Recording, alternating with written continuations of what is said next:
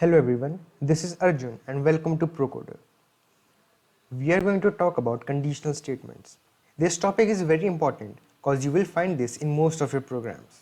Understanding conditional statements and loops is the most important thing as a beginner. So, the next few videos are going to be very important. Before getting into conditional statements, we are going to talk a little about decision making in Java. Decision making in programming is similar to decision making in real life. In programming also, we face some situations where we want a certain block of code to be executed when some condition is fulfilled.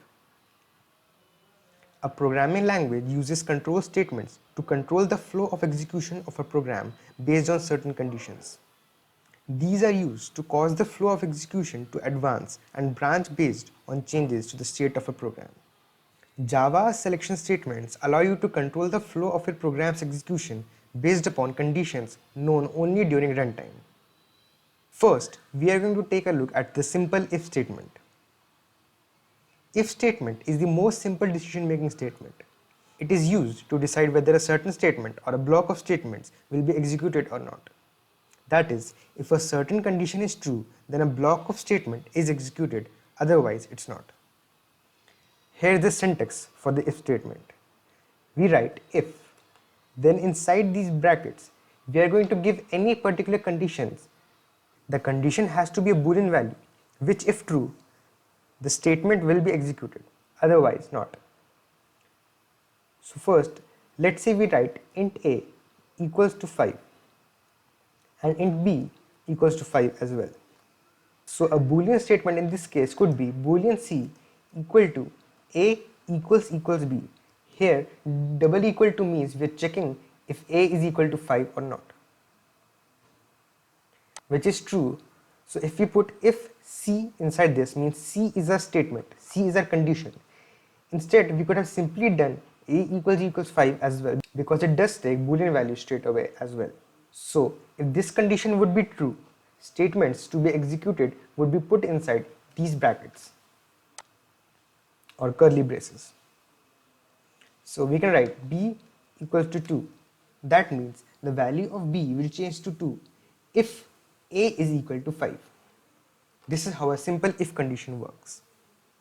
Here, condition after evaluation will either be true or false. If statement accepts Boolean value, that means if the value is true, then it will execute the block of code, otherwise it won't.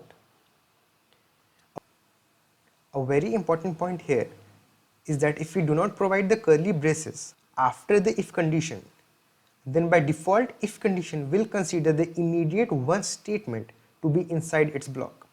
That means all the statements after the first statement following the if statement will be considered to be outside the if condition's body.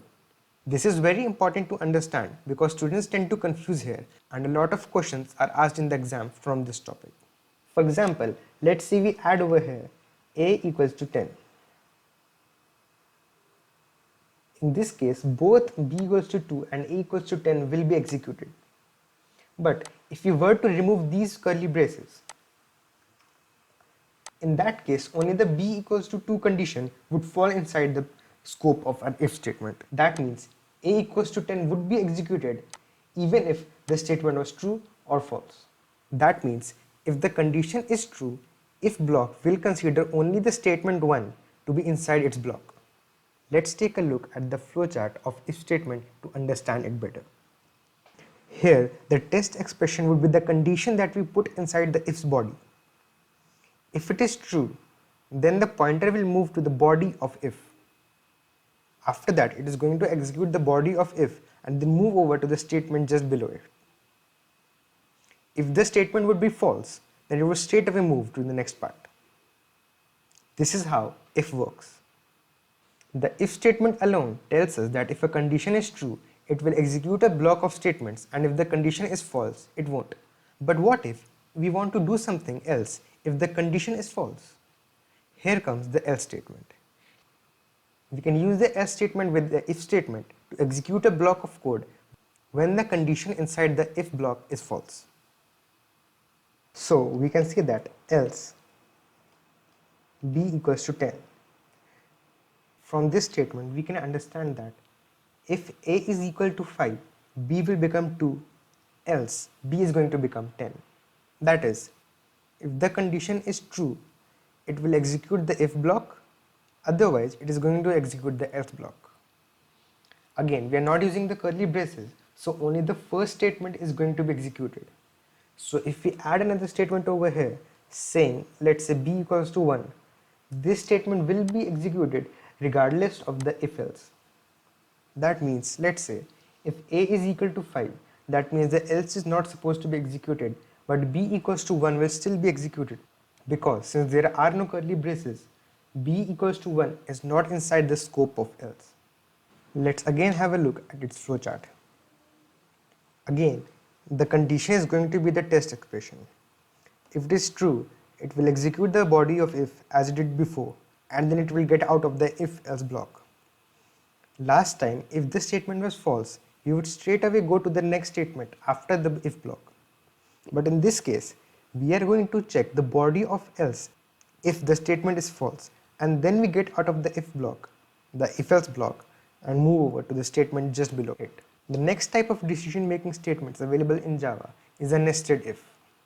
A nested if is an if statement that is the target of another if or else. Nested if statements mean an if statement inside another if statement. That is, let's say the first if statement is true, then the code inside it will be executed, leaving out the portion inside the if inside of our previous if.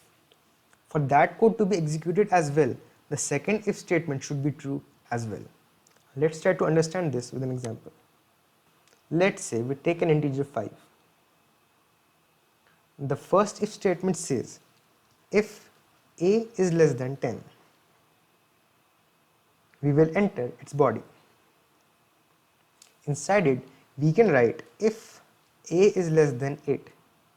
We will execute its body, in which we can simply print that the value is less than 8. So we go ahead and write system.out.println and we print 8.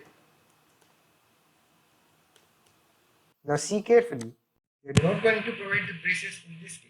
So the next if statement won't be inside this if condition, and here we can write if a is less than 6, and inside it, if a is less than 5, we are going to go ahead and print a plus 5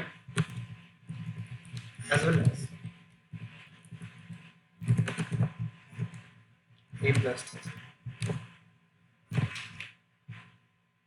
I want you to pause the video and think about the output in this case. Remember the discussion we had about when there are missing braces after an if statement.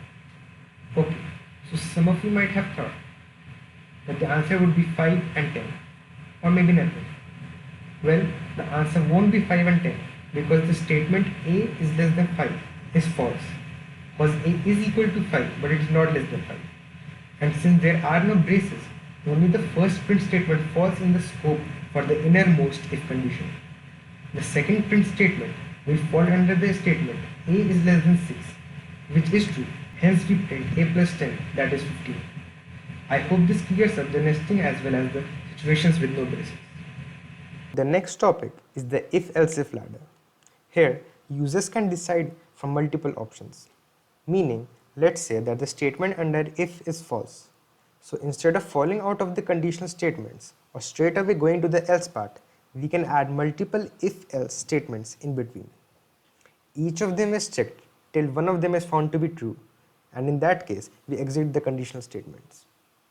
For example, let's say we take int I equals to 20, and then we go ahead and write if I equals 10, that means we are going to check if I is equal to 10 or not. Then we are going to print something. Let's say we print I is 10. Now instead of putting an else or nothing, we are going to put else if over here. This is another statement. And then we can write I equals 15. In that case, we go ahead and print I is 15,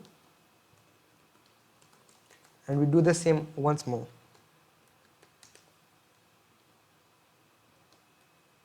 and in this case we print I is 20. Now we finally go ahead and write else I not found. Here the compiler will check for I equals to 10, then I equals to 15, and finally for I equals to 20.